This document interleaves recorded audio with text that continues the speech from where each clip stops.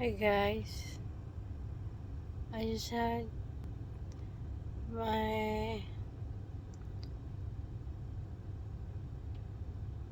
first two implants and a couple of bone graft.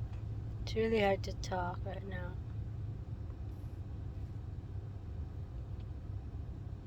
My saliva is dripping this side. It's really hard to swallow too. I can't I can't eat right now because it's really pretty sore. And yeah, they did pull one tooth on my upper right because it's pretty loose. So yeah, it will be worth it when it's all done.